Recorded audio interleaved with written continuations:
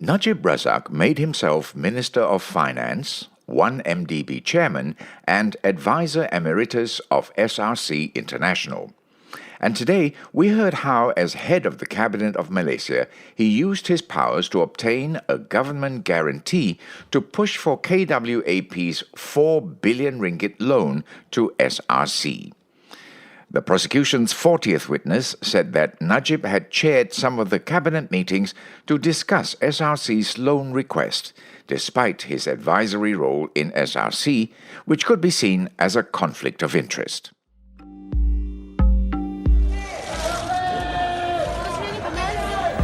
Aras Pleno.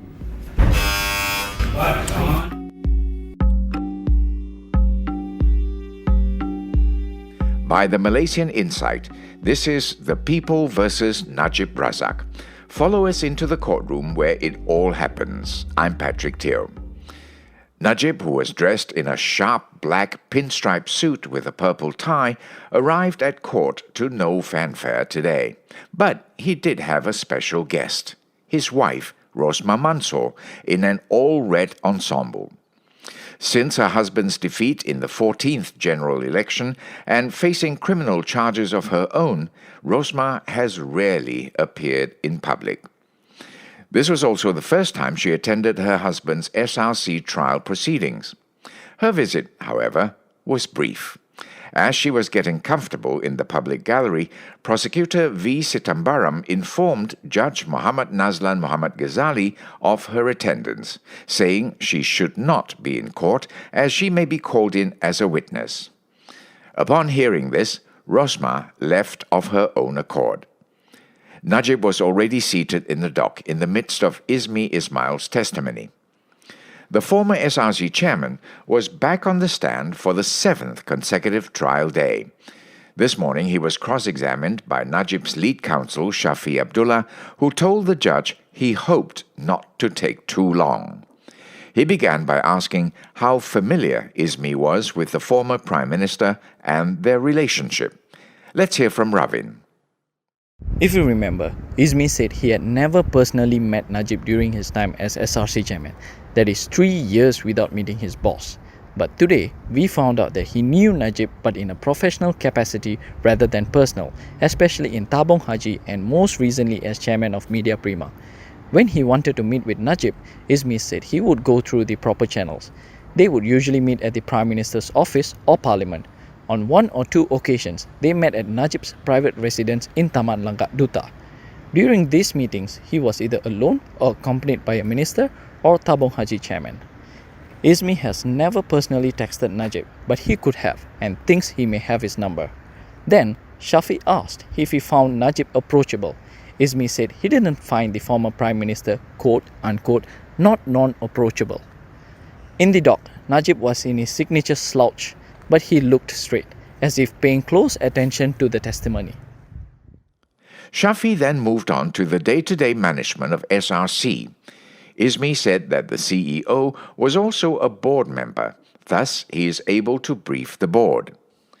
He also agreed that Nik Faisal's honesty was imperative for the company to function, and during his time as chairman, he had no issue trusting him. But in hindsight, he said he would not have been associated with the company at all had he known Nik Faisal's character. When Shafi asked why, Izmi retorted, "Why should I?" In one of the more light-hearted moments in proceedings, Izmi told Shafi that he is on a no-fly list and 2 of his bank accounts have been frozen. The lawyer joked that he is also on a no-fly list, saying they were in good company. Najib, who is facing criminal charges, is also not allowed to travel out of the country. Najib could be seen laughing out loud at his lawyer's remark, as did the rest of the court. More than 2 hours later, Shafi ended his cross-examination. Court then took a 10-minute breather and Najib quickly exited the courtroom. He went to sit at the benches outside and chatted with his aides and lawyers.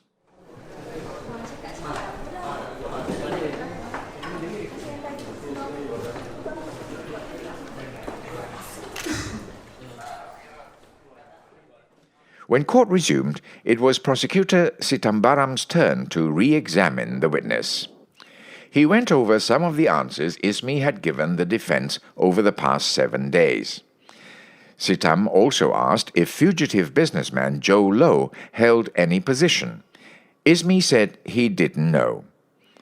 For some reason, Sitam kept referring to Joe Low as J. Low, as in Jennifer Lopez, the American celebrity. Shafi corrected him, prompting laughter to erupt in the courtroom. Even the usually stoic Judge Nazlan smiled, amused. After a few more questions, Ismi, who had been on the stand for a whole week, was excused for good.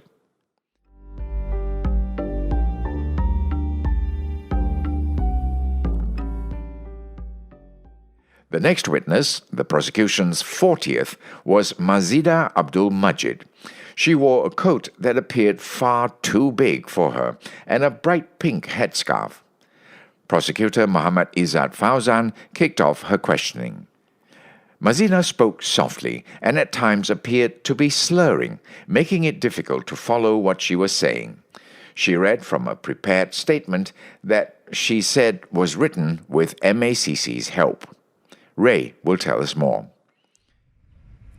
Mazida was a Deputy Cabinet Secretary. Her job was to ensure all procedures and protocols are met during Cabinet meetings. Her testimony today was focused on the minutes of 5 Cabinet meetings. The first 2 were in 2012 and 2011, both chaired by Najib, and discussed SRC's government guarantee for the 2 billion ringgit loans from KWAP. SRC had received one loan in August 2011 and another in March 2012. The minutes also noted that SRC was to be given stamp duty and tax exemptions. 3 more cabinet meetings were held on May 16, 2012 and on November 6 and 15, 2015. The purpose of the May 2012 meeting was to amend the reason for the SRC loan. This meeting was chaired by then Deputy Prime Minister Muhyiddin Yassin. On November 6, 2015, the Cabinet met again, this time chaired by Najib. Its purpose was to seek a 100 million ringgit loan from the government to pay off interest and late payment penalties owed to KWAP. The Cabinet had approved this loan. Then on November 15 that year, another Cabinet meeting chaired by the newly appointed Deputy Prime Minister Ahmad Zahid Hamidi. By that time, Muhyiddin had been dropped from his post after he publicly criticised Najib's handling of 1MDB. This meeting was to seek the Cabinet's approval for the November 6 meeting. The prosecution then handed over to the defence.